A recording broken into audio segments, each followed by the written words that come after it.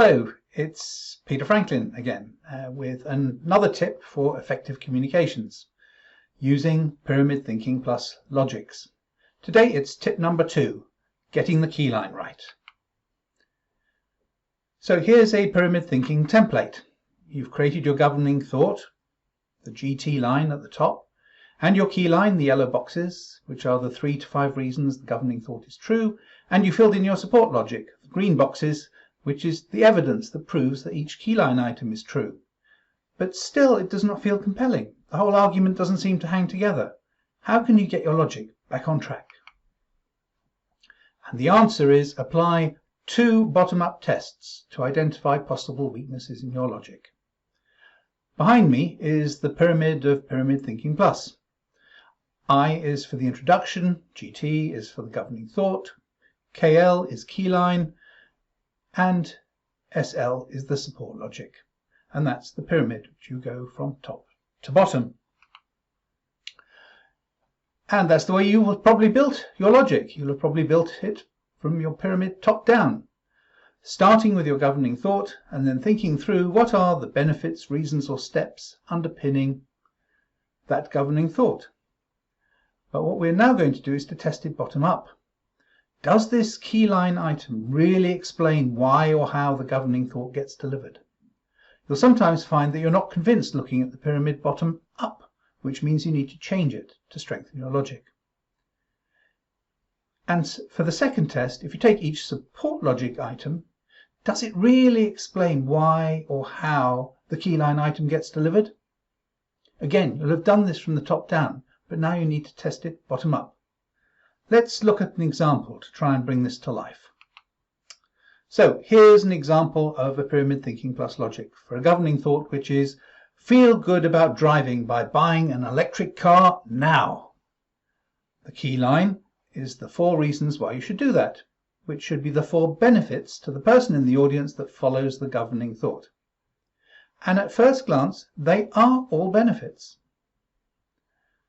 The middle 2 are also definitely about the driving experience and so seem to fit the logic okay. However, the last one, get government subsidies, seems at a much lower level and has not necessarily anything to do with the driving experience. The same could be said for the first keyline item, combat global warming. However, if helping combat global warming makes you feel good, it is a valid reason for wanting to buy an electric car, so it should fit somewhere in your logic. So, taking the first bottom-up test, does each keyline item imply that the governing thought is true? I would argue in the case of the last keyline item, the case is weak. It's probably at the wrong level of abstraction. It's part of something bigger.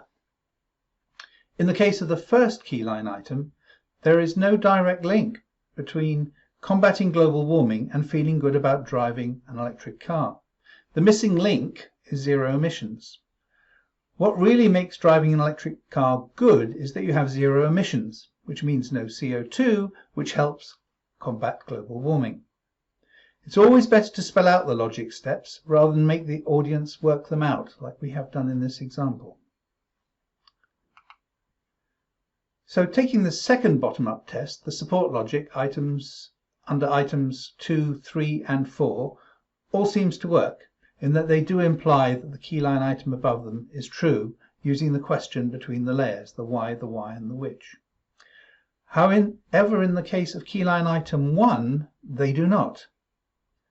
Whilst it is true that when you drive an electric car you have zero emissions of carbon dioxide, nitrous oxide, sulfur dioxide and particulates, the reduction in CO2 is the logic link to combating global warming.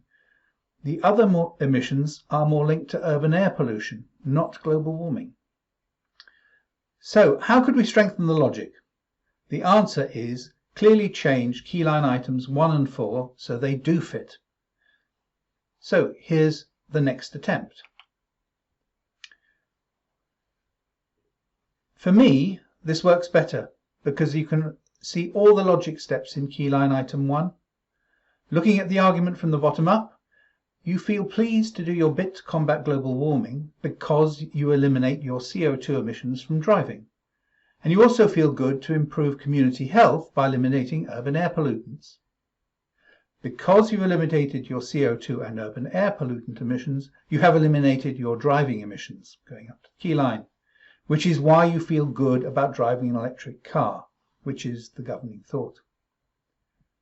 When looking at key line item 4, you now have the bigger picture, which is all about the cost of driving. You now have 3 reasons why your overall cost of driving will go down if you go electric, which in turn is why you feel good about driving an electric car. There is never a right answer to a pyramid thinking logic. It's always a judgment. But in this case, in my view, the second version is stronger than the first. And I got there by asking the 2 bottom-up questions.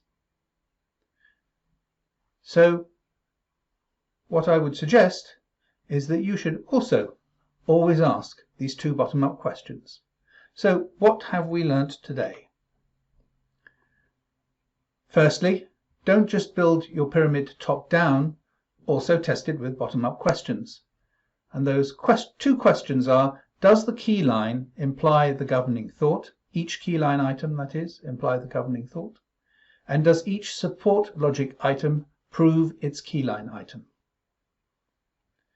And of course, yes, you should buy an electric car. That's it for today. Put this idea into practice in your next communication. And if you found this tip helpful, please give it a like and click on subscribe if you want to make sure that you see the other videos in this series as they get published over the coming weeks. Thank you for listening.